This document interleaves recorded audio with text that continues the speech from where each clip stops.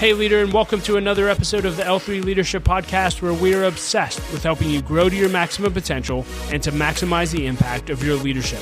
My name is Doug Smith, and I am your host, and today's episode is brought to you by my friends at Willardson Advisors. We're also recording this episode live from our new Return.com studio. If you're new to the podcast, welcome. I'm so glad that you're here, and I hope that you'll enjoy our content and become a subscriber. Know that you can also watch all of our episodes over on our YouTube channel, so make sure you're subscribed there as well. And as always, if you've been listening to the podcast for a while and it's made an impact on your life, it would mean the world to me personally if you would leave us a rating and review on Apple Podcasts or Spotify or whatever app you listen to podcasts through. That really does help us to grow our audience and reach more leaders, so thank you in advance for that. Well, leader, in today's episode, you'll hear my conversation with Chad Willardson. This is Chad's second time on the podcast. I interviewed him back in episode number 341. And in that episode, we focused on his book called Smart Not Spoiled, which I recommend every parent read. It's phenomenal. And I've been following Chad ever since and love his content and had to have him back on the show. And if you're unfamiliar with Chad, let me just tell you a little bit about him. Chad is the founder and president of Pacific Capital, which is a fiduciary wealth advisory firm that he founded in 2011 that serves entrepreneurs and families. His best-selling first book, Stress-Free Money, has been featured in Forbes 21 Books to Read in 2021 and on NBC News and Yahoo Finance.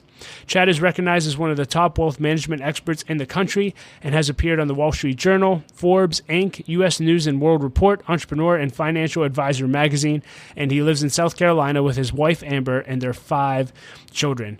And in our conversation today, you'll hear Chad and I talk about his advice for overcoming the fear of launching your own company, his advice for entrepreneurs, advice on money, and I take him through the lightning round, which you're going to love. But before we dive into this conversation, just a few announcements. This episode of the L3 Leadership Podcast is sponsored by Willardson Advisors. The financial advisors at Willardson Advisors help educate and empower clients to make informed financial decisions. You can find out how Willardson Advisors can help you develop a customized financial plan for your financial future by visiting their website at willardsonadvisors.com. That's BERATUNG advisors.com. Securities and investment products and services offered through LPL Financial, member FINRA and SIPC. Willardson Advisors, LPL Financial, and L3 Leadership are separate entities. I also want to thank our sponsor, Henny Jewelers. They're a jeweler owned by my friend and mentor, John Henny. And my wife, Laura, and I got our engagement and wedding rings through Henny Jewelers and had an incredible experience. And not only do they have great jewelry, but they also invest in people. In fact, for every couple that comes in engaged, they give them a book to help them prepare for marriage. And we just love that. So if you're in need of a good jeweler, check out hennyjewelers.com. And I also want to thank our new sponsor, Return.com. And leader, let me just ask you this. Have you ever had an interest in investing in real estate? Well, now for as little as $500, you can become a commercial real estate investor. Just visit Return.com to learn more. That's REITURN.com. Investing involves risk. Please consult the Return Offering Circular if you're interested in investing. And with all that being said, let's dive right in. Here's my conversation with Chad Willardson. Chad Willardson, welcome back to the podcast. I'm so excited. I'm just processing out loud now, but I think you are my favorite LinkedIn follow. Oh, that's nice. Thank you. Yeah, thank you for the consistent content there. A lot I want to cover today, and I want to just start talking about your entrepreneurial leap. I think it was in 2008, you made a jump from a career where you were literally making, I believe, $1 million a year to start your own thing. Can you talk about that process and what you specifically learned about overcoming fear through that? Yeah, 2008 was a crazy year in the stock market and the economy. The recession was real. And I was working at Merrill Lynch, one of the big Wall Street banks, and we were being told that everything was fine, though the stock was dropping a lot. Very similar to the Silicon Valley Bank situation, where you have probably internal management saying everything's fine while the stock is dropping, and people who work there are very concerned. And eventually I saw, I think it was September 15th, around there, 2008, that Merrill Lynch was then bought on a Sunday afternoon by Bank of America, rescued from what would have been a very bad situation. I actually didn't leave in 2008, but that's when all the changes started. I left in 2011, and so I hung around for a couple years to see what the changes would look like. And month after month, things got a little bit different, much different than what they promised they would be. And I eventually just realized that this was not the long-term place for me to thrive. And so I was 32 years old, 3 kids, married with a mortgage, and I definitely was taking a leap of faith because, like you said, I was doing really well financially. I had a corner office. I was very much in the spotlight at Merrill Lynch. I was fortunate enough to be in the top 2% in the country of their financial advisors out of 16,000. And so they would do cool things. They would fly me around and let me speak to groups, and there were a lot of perks. But deep down, I felt conflicted. I felt like there was too much focus on what was good for the big bank and not what was necessarily best for the client. And the reason I was in this business is because I really like working directly with people and figuring out how to help them reach their goals. And I'm not really much of a big institutional guy, big corporate guy. And so the more corporate and bureaucratic it got, the less I was having fun.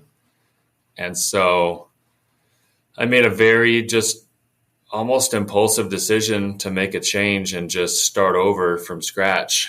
And so I left and started Pacific Capital with zero entrepreneurial experience. I had never done anything like that in my life. Everyone I talked to privately thought that it was crazy and probably a dangerous, risky, maybe not the best move. But luckily, my wife was just like, hey, if you put your mind to it, you've always achieved what you want to go for. So she had my back, though I think she was probably crossing her fingers behind her back. And so what did the experience end up looking like on the other side? Clearly, if people aren't following you now, 10 years later, I guess 12 years later, you're doing very well. And it looks like it was the right decision, smart decision. Was it always that way? How long did it take you to get to a point where you were, where you were with Merrill Lynch? Yeah. So business wise, I grew so quickly over there. I just was really hustling, beating the pavements. I went from managing $0 in assets, investment assets, as a 24-year-old trainee to managing over $300 million in assets in just under 8 years. And I started over, which was scary. And from end of 2011 till now, I'm entrusted now to manage almost $1.1 billion for others. And so we've grown way past what I was producing and doing as a business over there at Merrill Lynch. In the beginning, though, I was working probably 18 to 20 hours. I had a lot of bills and no income for a little while. And I had some payroll and I had leases on the building. I had office furniture. I had all kinds of things that I'd never dealt with before, managing everything. So it was difficult in the beginning, but within a few years, I was back to where I was when I left. A few things I want to unpack there. First would just be overcoming fear. I think a lot of leaders listening to this podcast, they may have a dream in their heart, but they're working a corporate job and they feel very similar to how you do of just, I don't feel like I'm doing what I want to be doing or helping people as much as I could be. But man, it's so safe and secure. I get all these perks working at the corporation. I'd rather just play it safe. What encouragement would you have for people actually to overcome their fear and make a jump in their life? I think my honest answer is it's probably not for everyone. There might be people out there that think that that's the only way to really be happy is to be your own boss or have that freedom as an entrepreneur. I actually disagree. I think that path is not for everyone. It's probably 1 or 2% that it even makes sense for. Wow. And your path may be actually to work right alongside someone like me who's an entrepreneur.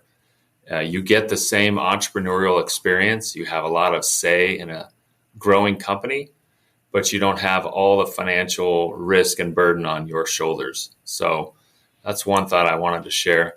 I think that you really got to look deep in what you want to do in the next 5 to 10 years. And are you already working at the company that you can see yourself working for in 5 to 10 years? And if not, certainly talk to the people in leadership there and see what their plans are for you and see where you fit in. But regardless of whether you own your own business or not, I believe that you should be working to maximize your own talents and gifts and doing something that you really have fun doing, that you could spend all night and weekend doing and it wouldn't bother you. I think that's a litmus test for, am I doing what I really am meant to be doing?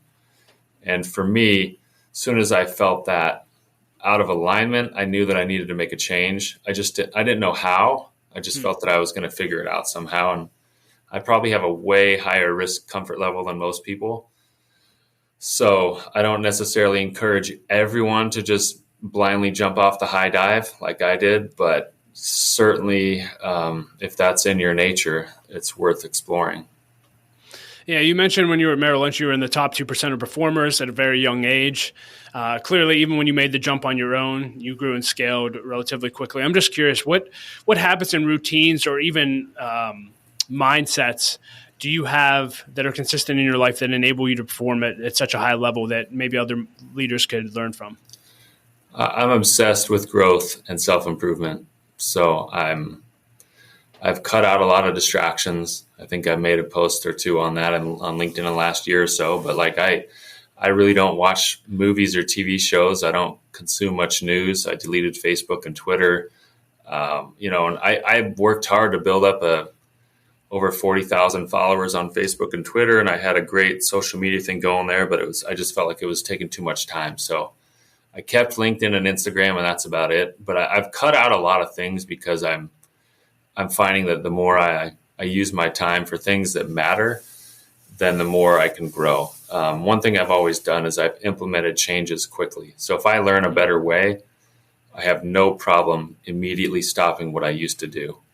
And that's the same with our company. I think everyone here has that same mentality now. They've adopted it. So it's like if they find a new way to do something, it doesn't matter that we've been working with the technology forever.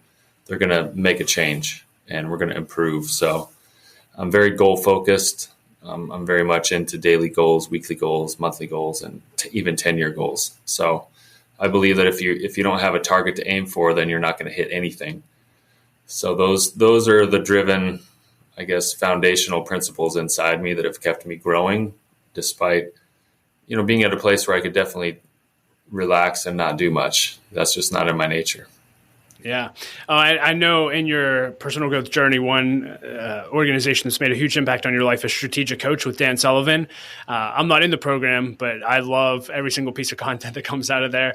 I'm just curious, can you talk about Strategic Coach and its impact on your life and leadership? Yeah, Strategic Coach has completely changed my life. Business-wise, personal life, everything. I think I've referred over 60 people to Strategic Coach in the last couple of years. Wow. And by the way, if you sign up because you heard Doug's show, please put my name down. Not only will it be good for me, it'll be good for you. I get like at least a $50 Amazon gift card every time. So there we go. Not that makes a difference, but I definitely have a really good relationship with the leadership team over there. So it wouldn't hurt you to put my name down. But they have changed the way I look at team building, at hiring, at new collaborations. I don't believe I would have achieved half of my growth had I not joined Strategic Coach. I give them a lot of credit. Dan Sullivan's a genius. He's been coaching entrepreneurs for 49 years, and he thinks differently. And I've adopted a lot of his mentality. He writes such great content, like you said, but his whole team is incredible. He has many, many professionals on the team that have been with him 20, 25, 30, 35, 40 years. And they strictly work with entrepreneurial companies and their founders. And so any person who owns or runs a business, I highly, highly recommend that they join Strategic Coach. The lowest level is the signature program. It's $10,000 a year. It's a tax write-off. You can work your way up to the higher levels of the program after you've kind of built the foundation there. They have locations all over the U.S. and Toronto, Canada. But it is an absolute no-brainer to implement their coaching in your entrepreneurial career. And Chad, just out of curiosity, you mentioned it's a $10,000 investment. I think the highest program is $100,000 or more. Highest is $50,000 right now. 50. Okay. Yeah. Thanks for clarifying that. But some people can look at that and say $50,000. Like, can you talk about the importance of investing in yourself and in your growth? And yeah. I remember at Merrill Lynch, they used to tell us, I think it was like invest 5 to 10% of your income back into your education and yourself. Wow. And that's pretty reasonable. I personally think you could do more. The more you invest in yourself, the more there is of you to give and grow. And so these are investments, not costs, not expenses. You get a tax benefit if you're a business owner for doing these things. I think it's critical. If you're only listening to your own echo chamber, you're not getting new ideas every year. But if you're challenging yourself and growing and getting certifications and also getting feedback, one of the biggest benefits to Strategic Coach is we get away from the routine and we think about our thinking. And we come back with more clarity and more goals and new opportunities that we wouldn't have otherwise found had we just been stuck in our daily routines back home. And when you go through programs like this, how much of it is the content that is actually transformative versus the relationships that you actually form? I think that's a good question. I don't know. I think it's both. I also think it's the routine of, like I said, of getting away and brainstorming. A lot of it is the forced thinking about your thinking, as Dan says. It is a lot of good content. I actually think the biggest value is implementing what's there. I think that's something that I've done better than a lot of people. If I'm just being transparent, not humble about it, but like I implement stuff fast. Yeah. So I think I'm in the same room maybe as, let's just pretend there's 30 of us and we're hearing the same content. I'm going to be at that upper tier of the group that implements changes and does stuff because of what I learned that day. And I think there are people that can go to these sessions and maybe just go back and just do the same old thing and keep their habits and routines, and they're not going to grow as much.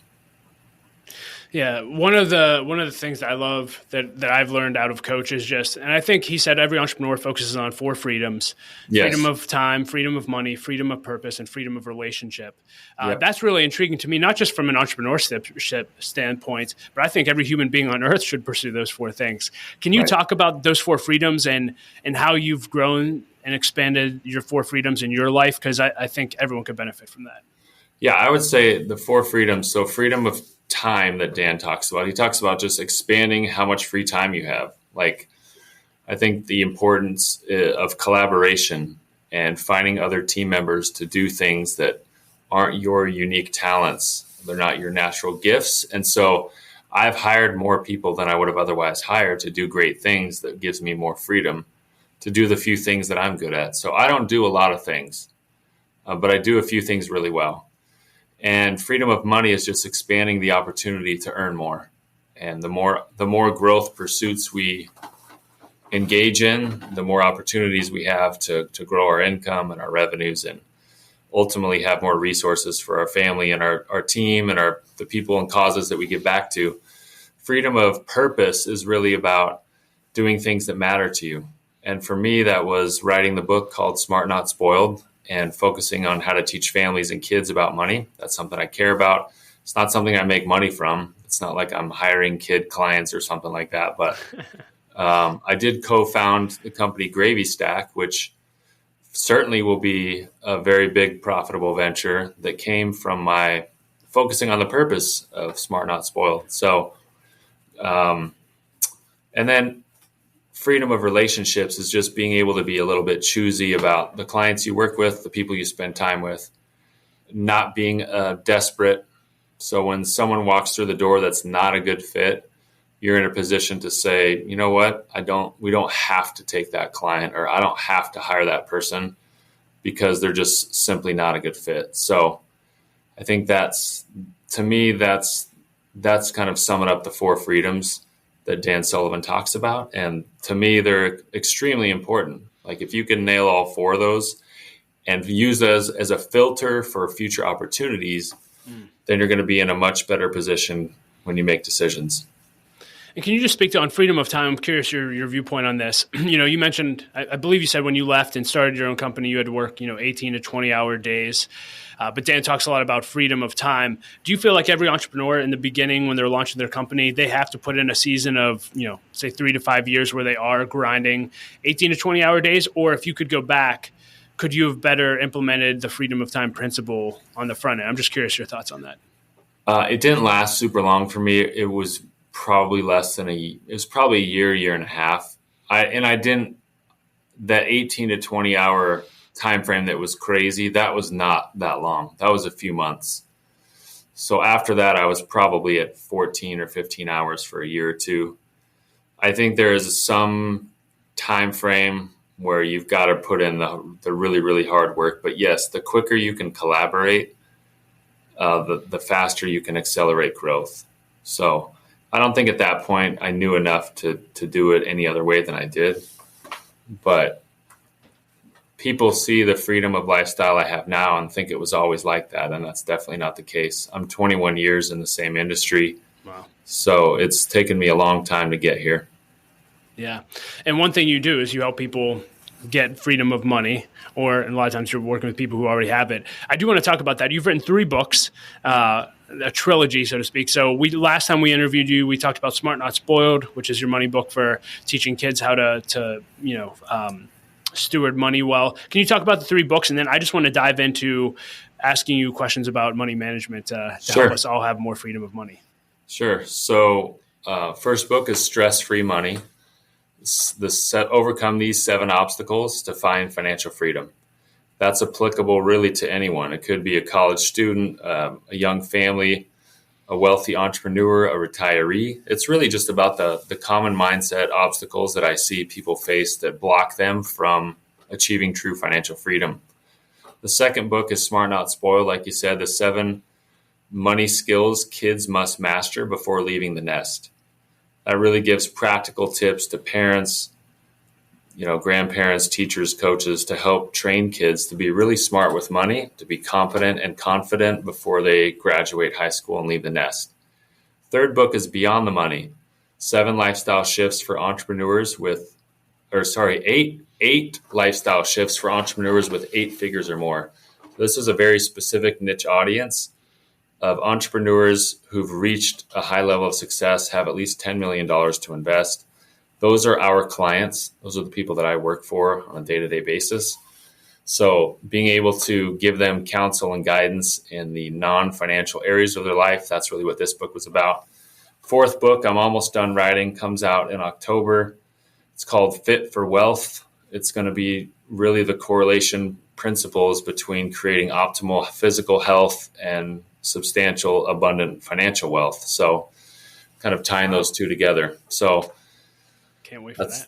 Yeah. So I'm excited about that. I feel like it's coming together well. 2020 was COVID year, and I decided I was going to do something ridiculous and write 10 books in 10 years. So I'm on pace. This is my 4th book in the year number 4. So that's incredible. I do want to talk about just money. So for those who don't have 10 million and above to invest with you, if you're just talking to, if a 20 something's taking you out to college or someone who just started a family, right, what would you encourage them to do now to get freedom of money in the next 20 years? I would say the most important thing is investing out of every paycheck, investing for growth from every paycheck. I think the challenge we have is we often, maybe people save in their 401k. That's great. That's a good start. Or they save at the end of the year, or they might save or invest their tax refund. But I think the consistent habit of planting investment seeds over time is what's going to produce the most trees, shade, and fruit in the future. And time is your biggest asset and ally when it comes to investing. So the sooner you can start and the more consistent you can be, the more successful you'll be in the long run. So investing for growth as early and as consistent as possible. I recommend people send money weekly into an investment account that's growing. And is that just retirement they should be investing in? Or, would you recommend if they're giving 20% of their income, 10 should go towards retirement and another 10 in just like a growth fund? Like, what would you encourage people just typically? Generally it's hard to give specific advice, right, but I would say generally speaking, you fill up the maximum potential retirement accounts, whatever those amounts are. And when you can invest beyond that dollar amount, you have extra income to put to work. Then you would invest in a non-retirement account in growth funds, most likely something like a simple ETF that's focused on growth. So companies that offer that, Vanguard, Fidelity, Schwab, those types of companies that have growth-focused ETFs that are low cost, and you just continue plugging away as much as you can. Yeah. I'm curious, what are your thoughts on, for people who are in that stage and season of life, what are your thoughts on, following Dave Ramsey and the baby steps? Are you a fan at that level? It's hard to say. I'm not for or against everything he says. I think that I don't think it's reasonable to be able to pay off every penny of debt before you start investing or saving. I think that's not great advice, just because time invested is so valuable. So if you wait until you have zero debt, I think that's a challenge. But his principles are very sound. I think I probably agree with way more than what he says than what I don't agree with. But I've heard him and Susie Orman sometimes quote investment returns or withdrawal rates that are way higher than I think are truly possible. So sometimes it's misleading about, like, if someone has $1 million, you cannot take $100,000 out a year. And I've heard both of them say stuff like you can take out 8% or 10% a year because that's what the market returns. That's not true. You can't take that much out or you're going to run out of money. So as far as debt, though, debt has a purpose if it's used wisely, if it's used for smart investing, if it's used for home purchases and things like that. If debt's used for things that you can't afford, that's bad. My wife and I don't have credit cards, so I'm a believer in being smart with debt, but I don't think it's reasonable to say you should wait before you invest, pay off everything first and snowball it. I don't think that's the right path. I see too many people who are like out of medical school or law school and they have big student debt and they won't invest for their future until they feel so much pressure to pay off their student loans. And they're rushing to give an early return to the bank rather than investing for themselves. I just read probably one of the most impactful books I read in the last year. Have you read the book Die with Zero or heard of it? I have not. No, I've not read that book. So in general, that's a great catchy title, though. Great title, great book. I think the author's name is Bill Perkins. But basically the whole premise of the book is people can actually at a certain point save too much for retirement, and they overestimate what they're going to be able to do in retirement. They think, hey, at 40, I'm really healthy. I'm going to be able to climb Mount Everest when I'm 70 as well, and I'm going to have the desire to. But the reality is that's not always true. So he actually argues, and again, be wise, save for retirement. But he also talks about just enjoying today. And even from a charitable aspect, he talks about, a lot of people want to leave a legacy after they die. But when they leave a legacy and a gift to their loved ones, usually they're in their 60s or older and they don't actually need the money, where the kids could have actually benefited a lot more when they were in their 30s and actually have a growing family, et cetera. I'm just curious and without you having context for the book, any advice for actually enjoying your money now while you're doing all of those things and not getting so heavy on that? Do you have any ratios or anything you'd recommend there? I think those are great concepts. I haven't read that book, like I said, but I agree with what the premise of what he's saying, which is don't be miserly until some future retirement date. Still enjoy your life, and if you can't enjoy the money you're earning a little bit, then what's the point? It's not all about I'm going to live life some future date. And if you follow me on Instagram, you see that I definitely do that. I'm living life and enjoying things. But what was the second one? Oh, giving while living. Yeah, that's a phrase I use a lot. Giving while living. You're going to have way more impact giving while living than just passing stuff on when you die. I think helping an adult child buy their first house is way more, even if it was like $50,000, that's way more impactful than giving them $300,000 when they're 74 years old. Like, that's not as impactful. So I do believe that some of that stuff of what he's saying is true for sure. I think as long as you're investing a good portion of your income, then enjoy the rest. I don't know what that percentage is for every person. My goal would be a lot higher than probably the average person, but I would always want to invest or save at least 20 to 30% of what I'm earning. That's so good. I want to dive into what I call the lightning round, but before I do, anything else that you just want to share about entrepreneurship, money, or leadership? No, let's go lightning. All right. What's the best advice you've ever received in your life, and who gave it to you? Oh, man. That's a good question. I would say I would quote my grandma and my mom for always teaching me that where much is given, much is required. Sounds like you have a great mom and grandma. It may be the same answer, but if you could put a quote on a billboard for everyone to read, what would it say? Quote on a billboard, it would say something about, think bigger and reach higher.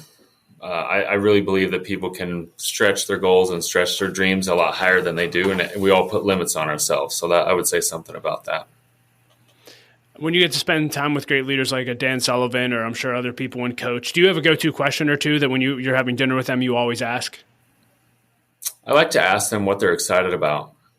I think I want to hear what gets them ticking, what they're excited about. So I just always like to say, what are you excited about right now? What are you looking forward to? That's usually when they'll share something awesome that they're working on.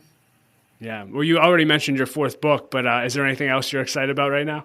Yeah, I'm excited about the new clients that we're working with in a couple different states on the eastern side of the U.S., just some different projects that are fun. I'm excited about the fourth book coming out, Fit for Wealth. I'm excited about a potential speaking opportunity in Philadelphia on a big stage that would happen later this fall.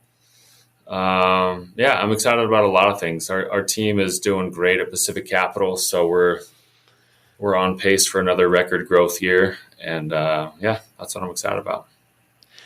Just out of curiosity, do you have a bucket list?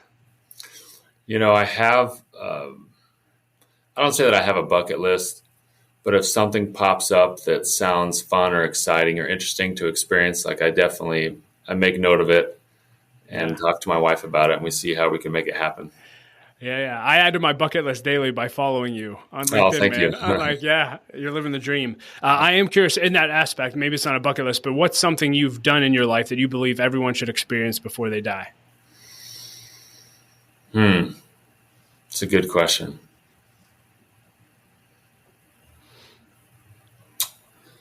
As far as people like to talk about travel and stuff, which is awesome. People always ask me for travel advice, it seems like. I personally love going to the islands, and that's my favorite place to visit. As far as like European places to visit, my favorite country is Switzerland.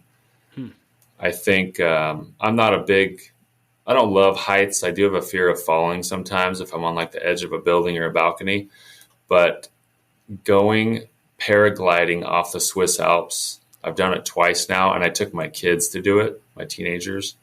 And that was one of the coolest things ever. Like at first I was very nervous that day, but running and then jumping off the cliff and just like floating over the Alps and the valley in Switzerland was pretty awesome. I'll add it right after this interview, man. That sounds incredible. Do you have any, you may have more than one, but do you have any regrets in your journey that you could go back and you would change something? Yeah, I think I talk about it sometimes, but when the advice to hire slow and fire quickly, I think I've messed that up before. I don't think I've ever really hired too quickly, but I have fired too slowly. I had a situation where I had a toxic team member, and it was really bringing everyone down. And I just kept believing that change would happen, and I tried to work on it so long, and I waited too long, and it did cause a lot of collateral damage and did a lot of harm to the team. And as soon as the person was gone, the business grew 85% in the next 15 months. Biggest 15 months in company history. And it's like we were clearly being weighed down by the situation. And as a leader, I just took too long to take care of it. That's so good. It's a very similar question, and maybe it is the same scenario, but you posted the other day of, your wife said, hey, you're always posting all these awesome things. People probably think your life is perfect, but it's not. Do you have another favorite failure in your life that led to a success that you can point to that was a big struggle? I don't even remember what I shared on that, but I know a lot of people like that post. They're like, yes, I like to see Chad's mistakes. I honestly don't remember. I mean, I've made investment mistakes. I've lost money. And I think I shared where I invested in a private company. I put hundreds of thousands of dollars in this company, and it would have turned into millions had they taken the deal with Apple. And I got some friends to invest, and it was really exciting. And then it didn't work out. And it turned out the leaders were taking money from the company and starting a side company. And it was just a total mess. Wow. And we lost everything. So I've learned from that. I've been way more like scrutiny and attention on the companies that I invest in. But that was definitely a hard, painful lesson. And, my wife reminds me of it now and again. So if you could go back and have coffee with yourself at any age, and you would have actually listened to yourself, what age would you have coffee with yourself, and what would you tell that version of Chad? It's a good question. I'm not a coffee drinker, so I'll have a water with lemon. And I'll go back to, I think I would have gone back to, I invested in my 401k in my early 20s. And it's not like I was making much money. I think I was making $39,000 a year, but I would have, even more so, I would have invested more and been more aggressive, because you can't gain back time once it's gone. So good. And at the other end of your life, at the end, what do you want your legacy to be? What do you want to be remembered for? I like to be remembered for someone who was a giver, someone who made an impact on other people. I share on social media a lot because I like to inspire, teach, motivate, and sometimes entertain. And I'm really all about family. So my family is very important to me. I'd like to be remembered as someone who was not, I don't want people to just think of me as someone who was successful and had a lot of money. I want it to be that I was a good people person, took care of people, was a family man, and cared about making a legacy and a lasting impact on others. Wow. So good. 2 minutes left. Yeah, you're a dad of 5. I just became a dad of 4. I don't know if we'll catch up to you, but Congrats. Yeah, thanks, man. Best dad tip. Being engaged and spending one-on-one time and getting interested in what your kids are interested in. I never, ever, ever miss my kids' stuff when I'm in town. I refuse to miss it. I'll miss very important meetings to be at a game or a tournament. I don't sit and watch every practice. I'll drop kids off and go do other things, but I'm there. My kids know that I'm there in the bleachers and they can look at me. So I think just you can do whatever you want to make an impact, but if you don't spend the time, then that impact is not very strong. So it's really all about spending time. So good. Anything else you want to leave our listeners with today? No, I'm thankful to be on here again, and happy to be sharing some of the stuff that I've got going on. Check out gravystack.com as we're launching this year live to the public. Gravy Stack is going to change the way families deal with money with their kids. Is there a set time for that yet, or is it just sometime this year? Sometime soon. Okay. Hopefully I can't wait, man. In the next couple months. Yeah. Well, looking forward to it. Again, thanks for your daily inspiration. Honored that you would spend 40 minutes with me and our listeners, and hopefully we'll get to do it again, maybe after you write your 4th book. Awesome. Thank you, Doug. Yeah. Hey, leader, thank you so much for listening to my conversation with Chad. I hope that you enjoyed it as much as I did. You can find ways to connect with him and links to everything that we discussed in the show notes at l3leadership.org/366. And hey, leader, I said every episode, but if you want to 10x your growth this year, then you need to either launch or join an L3 Leadership Mastermind Group. Mastermind groups are simply groups of 6 to 12 leaders that meet together on a consistent basis for at least 1 year in order to help each other grow, hold each other accountable, and to do life together. For me personally, mastermind groups have been the greatest source of growth in my life over the last 8 years. So if you're interested in learning more about launching or joining a group, go to l3leadership.org/masterminds or email me at dougsmith@l3leadership.org. And as always, I like to end every episode with a quote, and I'll quote Dr. Henry Cloud today, who said this. He said, "The people who know how to say, 'Sorry, my mistake,' have the best lives, period." So good. Well, leader, I hope you enjoyed the episode. Know that my wife, Laura, and I love you. We believe in you, and I say it every episode, but don't quit. Keep leading. The world desperately needs your leadership. We'll talk to you next episode.